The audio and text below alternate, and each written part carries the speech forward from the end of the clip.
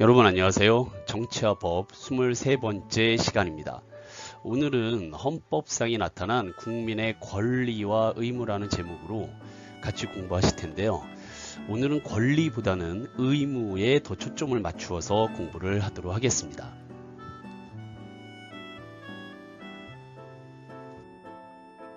자, 우리가 지금까지 공부한 내용은 국민의 권리에 대하여 같이 공부를 하셨었는데요. 대한민국 국민으로서 가지고 있는 권리들을 쭉 정리를 해보면 인간의 존엄과 같이 행복 추구권, 평등권, 자유권적 기본권, 참정권적 기본권, 청구권적 기본권, 사회권적 기본권, 헌법 제10조부터 해서요 36조에 이르는 방대한 양의 대한민국 국민이라면 누구나 가지고 있는 권리에 대하여 같이 공부를 했었다라는 겁니다.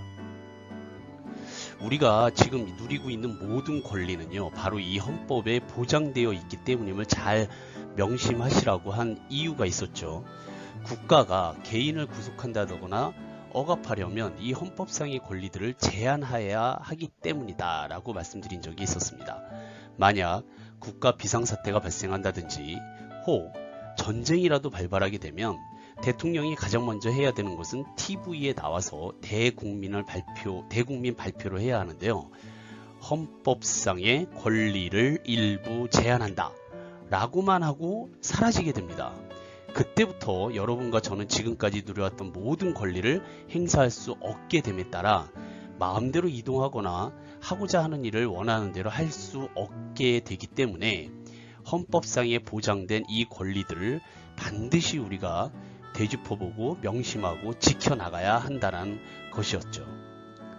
자, 하지만 여기서 한 가지 중요한 것이요. 우리가 갖고 있는 권리만 주장하면 어떻게 될까요?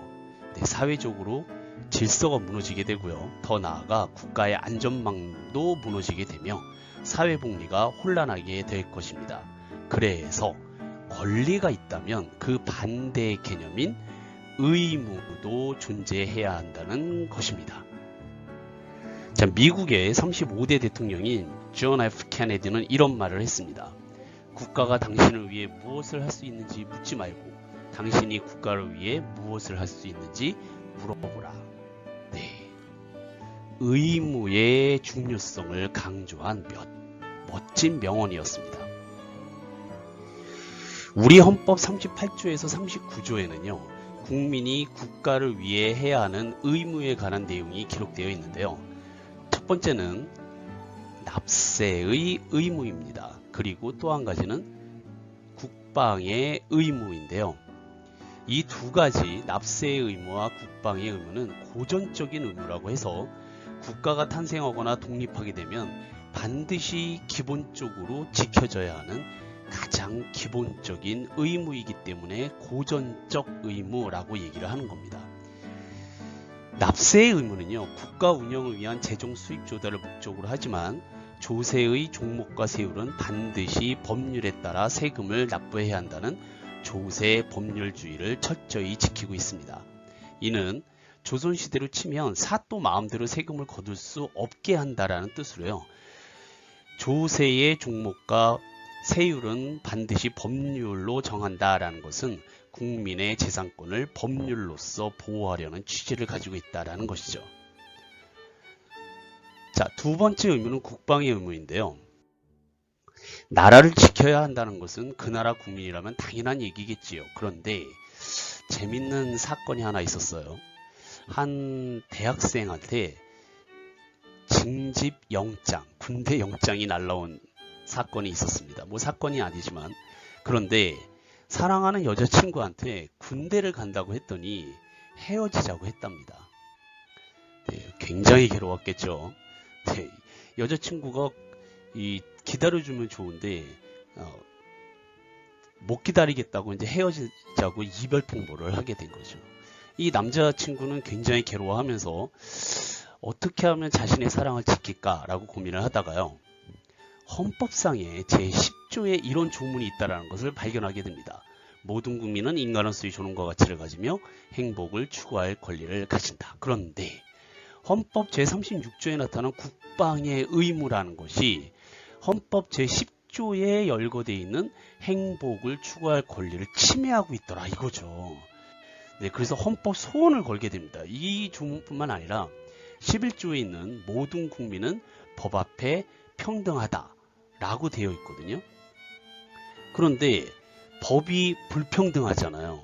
왜? 남자만 군대를 가고 여자는 군대를 안 가니 사랑도 무너지고 본인이 하고자 하는 일도 못하게 되기 때문에 10조의 행복추구권과 11조의 평등권이 국방의 의무에 의해서 침해당했다라고 소송을 제기하게 됩니다. 자, 여러분, 이 남학생의 권리가 중요할까요? 국방의 의무가 더 중요할까요? 자, 헌법재판소는 국방의 개념을 보다 넓게 해석했는데요. 국방의 의무라는 것은요, 병역의 의무뿐만 아니라 방공, 방첩, 군 작전에 협조할 의무, 국가안전보장에 기여할 의무, 전시근로동원에 응할 의무 등등등이 포함되는 아주 넓은 의미의 이 개념을 설명을 하면서요, 국방과 병역이라는 것은 다른 것이다 라고 유권 해석을 내놓게 됩니다.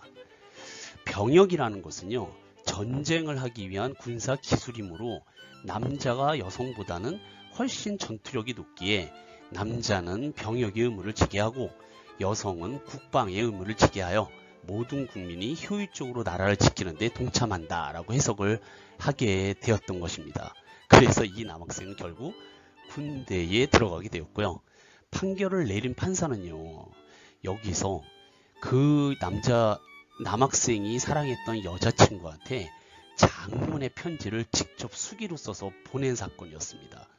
뭐라고 썼느냐 하면, 이 남학생이 군대에 적응할 1년 동안만 고무신을 거꾸로 신지 말아달라. 네. 1년 뒤에는 이 친구가 군대에 적응을 할 테니 그때까지만 사랑하는 척 또는 연인인 척 그렇게 유지를 해달라라고 부탁의 편지를 보냅니다.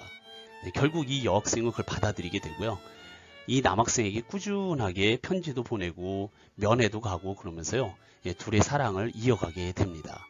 아주 지혜로운 판사분이시죠. 그렇죠? 자, 그래서 이 국방의 의무와 병역의 의무를 구별해서 이해하시면 더 좋을 것이라는 생각으로 재미있는 사례를 하나 말씀을 드렸습니다. 자, 국민의 의무 중에 고전적 의무 말고요, 현대에 들어와서 현대적 의무라는 것이 또 한 가지 생겼는데요. 4가지가 있습니다. 하나는 교육의 의무입니다. 국민 개개인이 보호하는 자녀에게 초등교육과 법률이 정하는 교육을 받게 할 의무를 말하고요. 국민의 기본 의무의 하나로서 국가는 여기에 평생교육 진흥의 의무가 덧붙여졌습니다. 자, 2번째 현대적 의무는 근로의 의무입니다. 모든 국민은요, 근로의 권리를 가지면서 동시에 근로의 의무를 집니다. 헌법 제32조에 의하면 근로의 권리는 근로자가 자신의 의사와 능력에 따라 근로관계를 형성 유지하면서 근로의 기회를 얻지 못한 경우에 국가에 대하여 근로의 기회를 제공하여 줄 것을 요구할 수 있는 권리이기도 합니다. 이 근로의 권리는 인간다운 생활을 할 권리, 거주 이전의 자유, 직업 선택의 자유, 집회 결사의 자유, 재산권의 보장 등과 아주 밀접하게 불가분의 관계가 있다라는 것도 명심하시면 좋으실 것 같습니다. 자, 3번째는 환경 보존의 의무입니다. 모든 국민이 환경을 보존하고 오염시키지 않을 의무를 말하는데요. 환경권과 환경 보존의 의무가 등장하게 된 것은 1960년대 이후에 산업 발달로 인한 부산물인 공해로 인간의 생활 환경이 파괴되기에 이것을 회복하고 방지하고자 규정한 의무가 되겠습니다. 사실 공해는 매년 심해져 가죠. 오늘날 부분적인 구제라든지 손해배상만으로는 해결할 수 없고요. 장기적이고 체계적인 환경보호와 새로운 지식이 필요하게 되었습니다. 공해로 인한 생존권의 위협 현장에서 환경 보존의 의무는 선진 국가에서부터 실정법화되었고요. 환경권이라고 할 때 환경은 사회환경, 자연환경, 문화재 보호까지도 포함된다는 사실 기억해 두시면 좋으실 것 같습니다. 자, 마지막 현대적 의무는 재산권 행사의 공공복리 적합 의무입니다. 23조 2항에 재산권의 행사는 공공복리에 적합하도록 하여야 한다라고 규정하였습니다. 여기서는 두 가지 점을 생각할 수 있는데요. 첫째는 재산권의 내용과 한계를 법률로 정하는 데 있어서 가급적이면 공공복리에 적합하도록 규정해야 하는 것과, 둘째, 개인이 재산권을 행사함에 있어서는 자기 자신의 이익만을 위한 것이 아니라 공공복리에도 적합하도록 행사하여야 한다는 의미를 말합니다. 내 돈 벌어서 내가 쓴다는데 누가 뭐라 그러냐 라고 얘기하는 것은 현대적 의무가 아니라 아주 근대적인 발상입니다. 뭐 예를 들어서 내가 초등학교나 중학교, 고등학교 앞에다가 룸살롱 같은 거를